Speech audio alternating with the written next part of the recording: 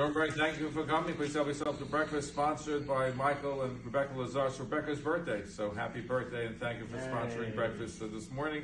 Anybody who wants to stay learning can stay learning. If you want to sponsor breakfast or morning cola, please see Rabbi Brenner. Always look to find a reference to Chanukah in this week's parsha, and there's an interesting reference. The Gemara brings down in Shabbos Chaf Beis Amud Aleph that a Chanukah light that's higher than 20 amos from the ground is not valid.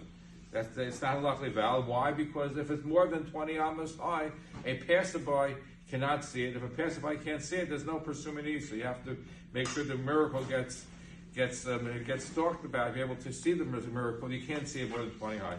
Then the Gemara follows up after the Gemara makes this ruling. The next thing it talks about the pit of Yosef, and that's where it makes the conclusion that when the brothers threw Yosef into the pit, it says the pit was empty, but there was water in it. But they Chazal, the Rabbanim say that there were snakes and scorpions into this pit. So the question is there any connection between the pit, Yosef, Chanukah? So the Vilna Gaon and Pardes Yosef said there is a connection. What's the connection? That when the brothers threw Yosef into the pit, they didn't want to kill him. They threw him into the pit, but wouldn't scorpions and snakes provide a mortal danger to Yosef? If you want to save him, you throw him in the pit. What happened to the snakes and scorpions? It's not a safe environment for him. So the answer is that the word that uses by Yashlichu, they threw him into the bar, and according to the Tosfos Yantiv, word by Yashlichu, when you throw something, it's more than 20 amos. That's the definition of Yashlichu, they threw him in. And the truth is, they didn't know, because they couldn't see into the pit.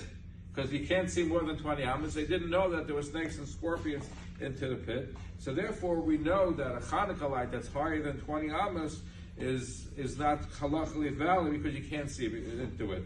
The Ramban in our pasuk makes the point that the brothers didn't know there were snakes and scorpions. Either they were hiding in the crevices of the pit, or because of the depth of the pit, they couldn't see it.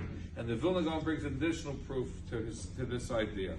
When the brothers think about throwing Yosef into the pit, the word pit is written with the letter, missing the letter Vav. It says Beis Reish, there's no Vav. Bar is spelled with 3 letters. Beis, Beis, Rav.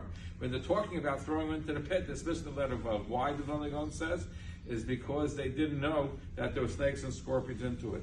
However, when the Gemara talks on the word that the pit was empty, no water was into it, there the bar is with the Vav in there. Why? Because at that point in time, there were in fact there were snakes and scorpions into the pit, and this makes sense. A pit was in fact full of snakes and scorpions. The brothers didn't know, and they threw him in. And that's why we derive the law of Chanukah.